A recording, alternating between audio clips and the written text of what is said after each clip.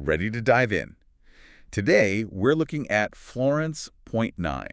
Oh, this is a good one. It is. It's a play by Pasquale Maria Palmieri. And it's about divorce. But it's not the, the glamorous, everyone's happy to be free kind of divorce. Right. This one gets down and dirty. Right.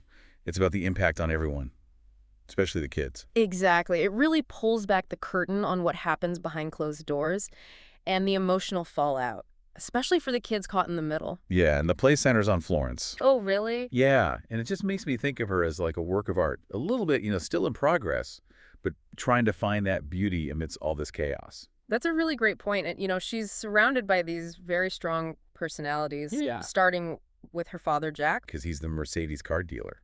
Oh, right. So you get it right from the start that there's this void and maybe this deficiency Absolutely. in him. And that's interesting. The play chooses to call him lack. He's working late a lot, which turns out to be code for having an affair with a woman named Scarlett.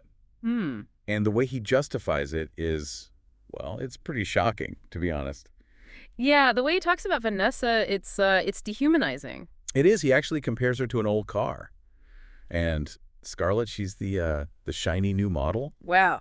I know, right? Like, Vanessa's just some object he could trade in for a newer version.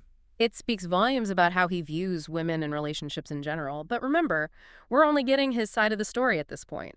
That's true. The play will show us other perspectives, too, which I think is what makes it so interesting. It challenges you to examine your own assumptions about love and marriage. Definitely. So, meanwhile, Florence is caught in the middle of all this.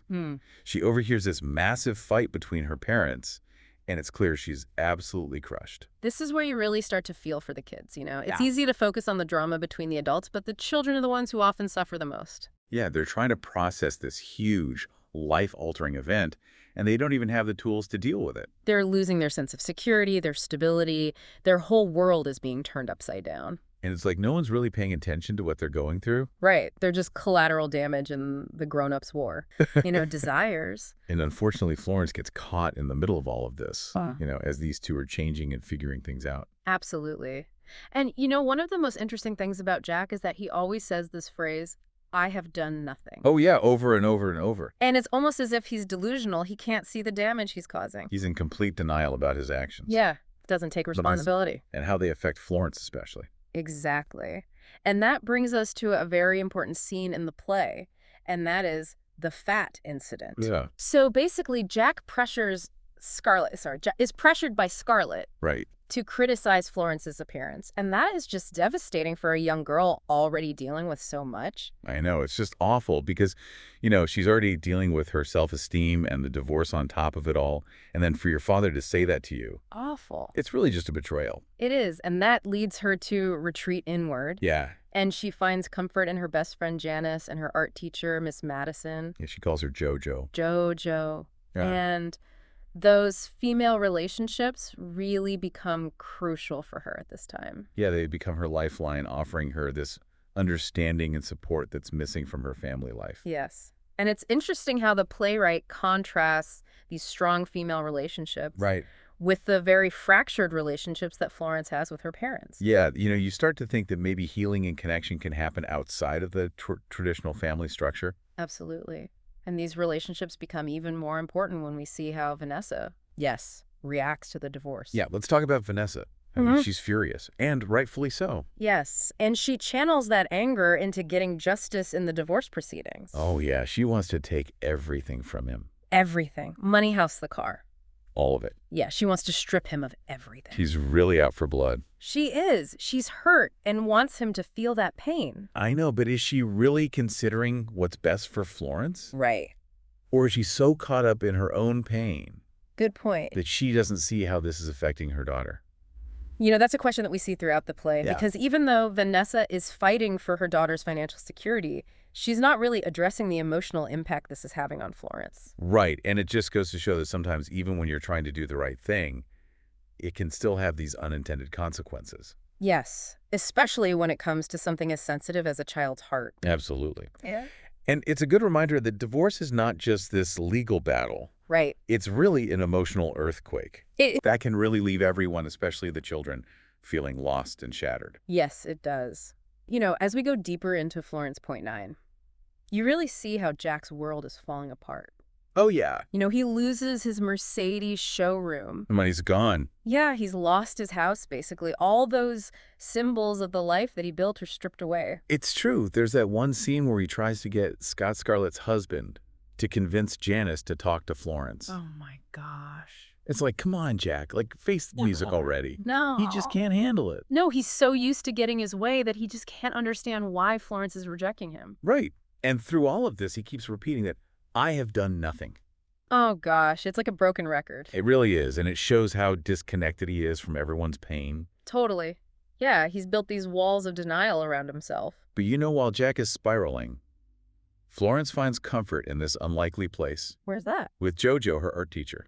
Oh, that's right. Their relationship really blossoms, and it gives Florence a safe space to process all this trauma. Yeah, and I think what's really beautiful about their connection is that it's built on this shared vulnerability. Oh, how so? Well, JoJo lost her partner in a tragic accident. Right. So she brings her own experiences of grief and resilience into this relationship with Florence. There's this one scene I love where Florence tells JoJo about the fat incident, and JoJo just listens.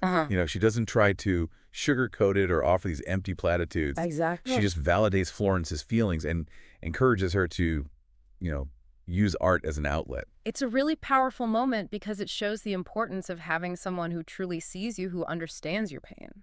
Absolutely. And, speaking of, choices and consequences, we see Vanessa and Wendy. Janice's mom. Yes, embarking on these very different journeys of self-discovery. Vanessa, she's gotten what she wanted, right?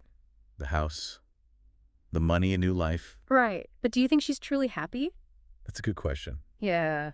She's won the battle, but maybe not the war. Exactly. She's achieved success in this external world. Right. All the lawyer stuff. Yes. But emotionally, she seems kind of lost. Yeah. And I wonder if by focusing so much on taking Jack down, she's actually damaged her relationship with Florence even more. Yeah, she's been so focused on one kind of revenge that she's forgotten about the emotional needs of her daughter. Right, and then there's Wendy. Oh, yes, Wendy. She's on a completely different path. Just embracing this newfound freedom. Dating all these younger men, just pushing the boundaries. It's like she's trying to make up for lost time. Yeah, but is she really free or just, replacing one kind of cage for another?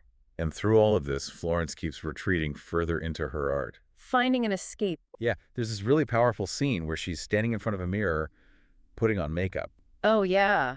But instead of, focusing on her appearance, she starts criticizing herself. Oh, ouch. That scene really shows how deeply Jack's words have affected her. It's so sad she's internalized all that negativity, and it's tearing her apart. It is, and it really highlights the lasting impact that parents can have on their children. But thankfully, she has JoJo. Yes, JoJo is such a positive influence. She really encourages Florence to embrace who she is. To find her own strength. Exactly. It's a beautiful example of the power of female relationship. It is, but you know what? Florence Point 9 doesn't give us a happy ending. No, there's no magical reconciliation. It's not that kind of story. It leaves us with a sense of, what happens next. Yeah, like life is messy and it goes on. And I think that's what makes this play so powerful. It doesn't sugarcoat anything. It shows the raw reality of divorce and how it affects everyone involved. Florence Point 9 is a story that really stays with you. It does. It makes you think about your own life, your own choices. Exactly. And that's a really powerful message.